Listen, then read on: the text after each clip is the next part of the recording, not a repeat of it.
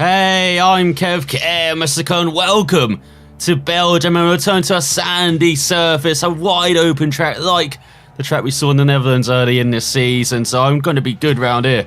I feel it's definitely one of my favourite surfaces and track types on the calendar. As last time out in the Czech Republic, it's a bit harder for the Hillman as he returned home to his Suzuki bike, back to his custom team.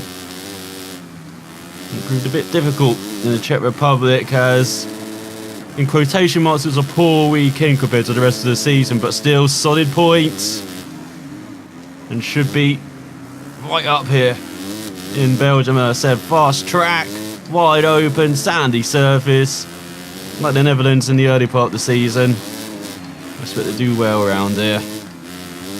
There's on this qualifying effort. We're not quite on the back of our guide, are we? We're keeping there, as here comes the mounds though. Save us. Get our scrub on, haven't done that for a few rounds. Look at that, get 2 for 1, like buses. As you're going round the Brit. He always seems to be our guide, the Brit, on our qualifying efforts. As that's the most difficult corner on the track, from what I remember. That left, that right left, where you have those mounds on the apex, where you just got to go over the mounds and hopefully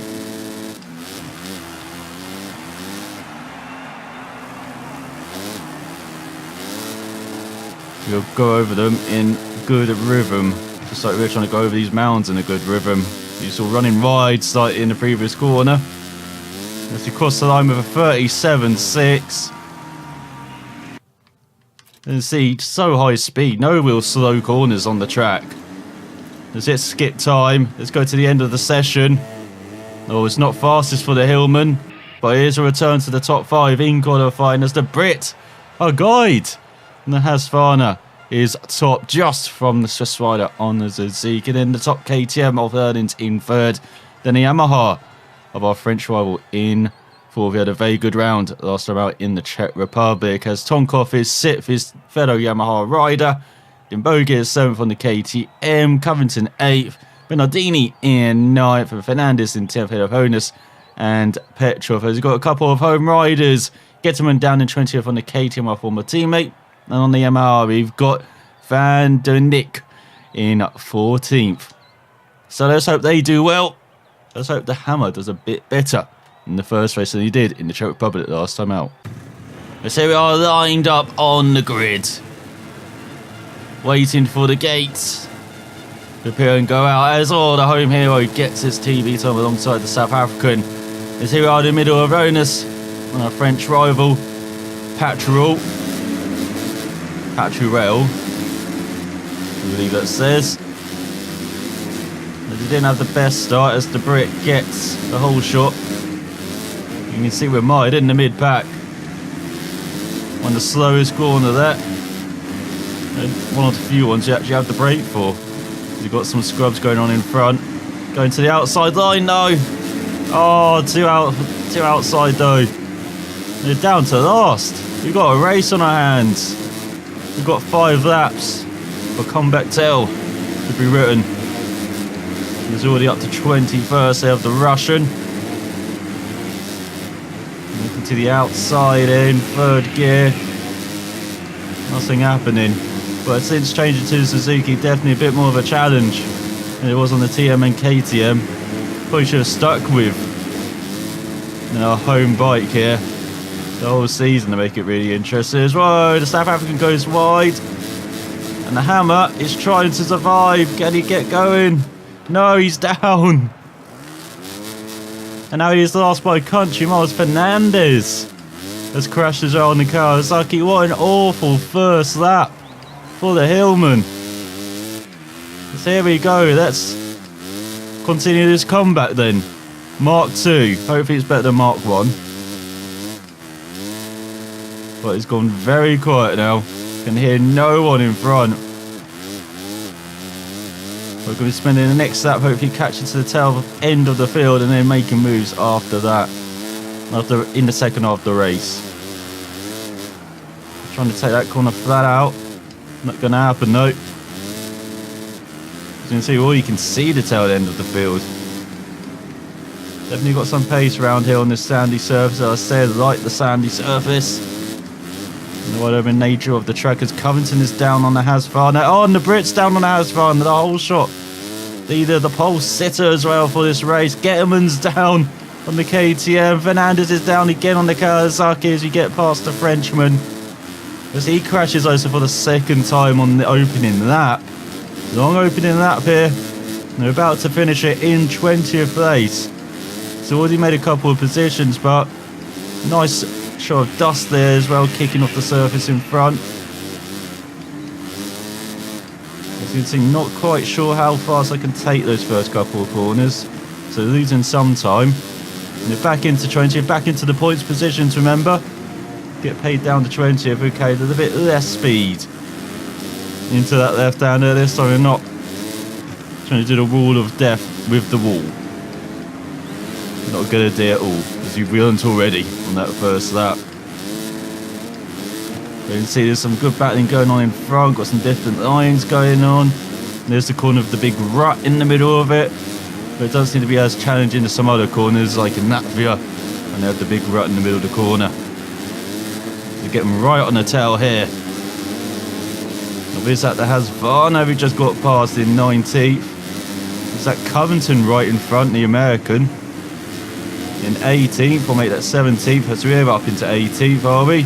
Are we going 3 wide? Oh, can't quite get on the power as early as I want, no. That's all, Tonkov is down. The Russian on the Yamaha. Race winner this season, of course. Disappointing to see that. There's all the Swiss riders down on the Suzuki as well. A fellow Suzuki runner. And we land on top of him. There he is. Just wanted to make sure he knew where he was. As we're up into 15th, this track proving very difficult. Lots of fallers in these opening couple of laps. Because we fell twice on the first lap as well. The reset and then genuine fall. Get pushed slightly wide there. We've got to concede the position down to 15th, but we're making up positions on this second lap. On this third lap, should I say. As too much speed again. I've been reset. Oh, foolish mistake from the hammer. To go into the hairpin. The inside line, make an easy position up into 17th. Here comes Hasvana down our inside, but not enough to cut off our line into the virtually flat out right-hander, even with that big rut. To get past the Swiss rider once again, having a poor race after superb qualifying. They're racing towards the top 10 on this third lap, halfway through the race now. This is a good recovery right after that first lap. After the opening of this lap as well. Reset tries, crashed once. And now, there's the top 10 right in front. Even though I'm still not comfortable in a couple of corners here, how fast I can take them. It's no wonder there's accidents when you go through that corner. And look at the ruts and unstable that corner is in the inside. You can see with the dry surface there as well. Someone's gone wide. We are into the top 10 in 9th. And oh no! That is not how you meant to take that jump. That's as quick as he got into 9th, into the top 10, he's gone in the blink of an eye. He's got Fernandez pushing us wide, down to 19th. But you've seen these 10 riders are kind of in a row on the edge of the top 10. It's all we almost get into. I believe that is the Frenchman. In a very messy race. This time we brake before the corner. Oh, we got taken out. Back down to last on the penultimate lap of the race. The Hammer's run of always finishing in the top 10 in the MX2 class, and looks like it's coming to an end. Unbelievable. From the opposition, just pushing him. Landing on him. The Hammer's going to have some words after this race, and I'm sure someone's going to receive the hard end of the hammer after this race. I mean, harsh words, not an actual, Hammer. So back into the points in 20th. Looking to make that 19th. Cut that corner very tight, but just make it round into 18th. So there we go, slightly riding. Oh, almost taken out again by the Kawasaki. Absolutely mental riders round. There's the home hero. On the Yamaha is down, and we got reset, and that's another Yamaha down with Osland. Back down to last as we're going on to the final lap of the race now. What can the Hammer do on this final lap? He starts right at the back. Let's see. It'll be a miracle if he gets the top 10. And this is just a race to make the championship interesting, especially for the Frenchman. While we're having a good race in the podium positions. So we go slight dabbing on the brakes before that jump. A bit like the jump in Britain. If you carry too much speed over it, well, you're not going to make that corner, are you? As there we are, battling with Roberto Suzuki for 20th. For 19th. Terrible race for Suzuki. As we go into the Kawasaki. Going down the inside of the Yamaha as well of Osland, I believe. The Swede up into 17th, and look at these jumps working out for the Hammer. It's up into 15th. You know, a top 10 actually isn't out of the reckoning. Look how close he is. As he blocks a Belgian ride on home turf. Home crowd are not going to like that. As the Frenchman wins. Just the result he needed. The Hammer struggling. That's some better way to take that right-hander. It looks like the Hammer's just going to run out of time to get into the top 10. But after starting the final lap last, I think I'll take 14th and a few points to go on the scoreboard. But again, that streak of always finishing the top 10 near its two class, it's ended. As the Frenchman wins ahead of Herlings, Onus in third, Boges in fourth. Fantastic race for KTM. With Bernardini in fifth, Petrov in sixth, the Brit recovering to seventh, South African recovering to eighth, Tonkov recovering to ninth, and the Honda in the top 10 ahead of Covington, Trepepe, Monticelli, and there is Hillman with Fernandez behind, and the Russian on the Kawasaki as well. Then Getterman in his home race in 17th, Van Donik in 19th, Osland 18th, with the German in last, and the fellow Suzuki not even scoring a point in 21st. Our fellow Suzuki's 21st and 22nd. So the Hillman only gets 7 points, while the Frenchman gets 25. Will it be another nightmare race from hell in the second race, or will the Hammer return to form? So we are preparing for the second race. Oh, will it be as eventful as the first one, as the home hero and the South African get the TV time? So here we are alongside our title rival, Jonas. Beginning of the race, as we get away for another mental 5 laps, no doubt. So again, our fellow Suzuki, the Swiss rider, not getting a good start. So battling for a top 10. The Brit once again gets the whole shot on Hasvana. As we take the wide line there, but look how packed it gets on the inside. As they were all scrubbing, and Boges is down, the Dutchman. After a superb opening round in Belgium, he's not going to have a good one in the second race. And here comes the Hammer. Going forward through the field. He gets past Herlings, up into second. Very different from the first race already. This open up as Fernandez on the Kawasaki just can't stop falling around this place. There's still not taking that corner right. It's Monticelli from a top 5. Oh, very disappointing for the Italian on the KTM. There's all big jump, probably should have scrubbed there. But it's sitting in second. I think I'll take that after the first race. This everything looks like we're taking points back from the Frenchman. So here come the Mounds to the rescue. Is that Herdins or Jonas in front? Can't quite tell. We're going round the outside of the Dutchman. It's the fight we thought would be for the title happening in this race between Herdins and the Hammer. Hasn't worked out that way as Herdins has not been on top form this season. So the Frenchman instead on the Yamaha, as you can see why they crash into that corner. Again, that kind of dry sand on the inside of the corner just pushing you wide. Like this corner is, Herdins goes wide. Visits the crowd. Takes pictures and autographs a bit too early. As Fernandez is down again on the Kawasaki, the Frenchman. Another nightmare opening lap. Well, if you go on to the second lap with a nice scrub, you take the lead. So there's a couple of corners from now on this circuit. After saying in qualifying there's no real slow or difficult corners. Here's the first one. As you can see, if you brake at just the right point just before the jump, hook up with that right in the middle of the corner, it's not too bad.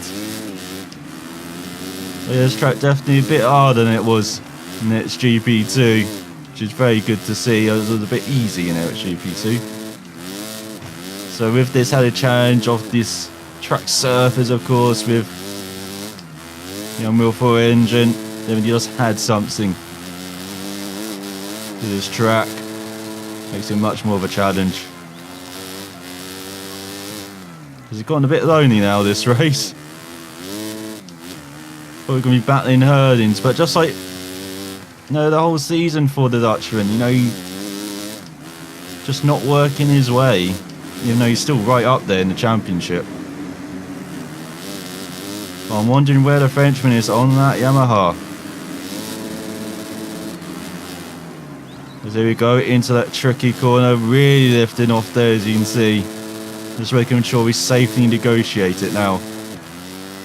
It's just because again of that hard sand on the inside of the corner. We just pushed the bike. As the South Africans down at a precise spot probably on the KTM. Not a good race for them. Obviously per first race. So that's better, much more flow around that left hander. Dropping it down the gear, sight down the brakes. Seems to work better. Okay, no real speed into that left hander, but that will do. That will do. Go into the right. Those corners much more open I remember they were in MXGP2 as well. We had to change down the gears down to second or third. There's a bit more banking as well, especially into that left hander, but it doesn't seem to really be there. Now, probably should have scrubbed over that jumpers around halfway through this race. It's a familiar tail at the front now. As Hammer's racing away from the opposition. The opposition that's made loads of errors as well. Especially for Fernandez and the Kawasaki. He's had 2 opening laps, 2 crashes on both of those opening laps. The Kawasaki riders probably struggling to score points. We managed to do it in the first race. Unlike the Swiss rider, the Suzuki rider, and the German as well on the Suzuki. So if this makes it up for Suzuki after that first race, have the Hammer on form with his own team as well, going back to it as a French rider was down from 11th. Petrov is down from 13th on the Kawasaki. We go on to the penultimate lap of the race. I'm sure the Hammer is smiling under the helmet now. Yes, I did not expect that. To see the title rival after a superb opening race making a mistake. And it seems like one round giveth, the next round taketh away for the Frenchman. But we will see in the final results if he does score a decent amount of points. Also for Petrov, the Bulgarian on the Kawasaki. Kawasaki just not having a very good weekend here in Belgium with a Japanese manufacturer. Not been a very good season for them at all. don't think either rider's in the top 10 between Petrov and Fernandez, the main two riders. So lots of work to do for Kawasaki for next season. As now we're thinking about that. You know, there's not many rounds left of this season. So what are we going to do with Hillman? What is he going to do? Is he going to step up to the MXGP class, or is he going to stick in MX2 and maybe defend the title? It's all right into the Tagoya sign, just as he was cruising. He gets a face full of watch. Really have to look at that sign. Got to do that. As he goes into the final lap of the race. The Hammer, I'm not sure he knows where he is. But he is still leading. Gonna have to get him on that concussion protocol after this race. Very hard hit into the Tagoya sign. Really in his face. That advertising it. I hate advertising like that. I'm sure Hillman does as well after that experience. But still leading by what it seems like a country mile. And look at that fastest lap into the 35s, just like in the first race. Definitely upped his pace from qualifying, getting much more comfortable with the track as well. Still not there on a couple of corners, but so much better than the first race, or at least most of the first race. So around halfway through this final lap,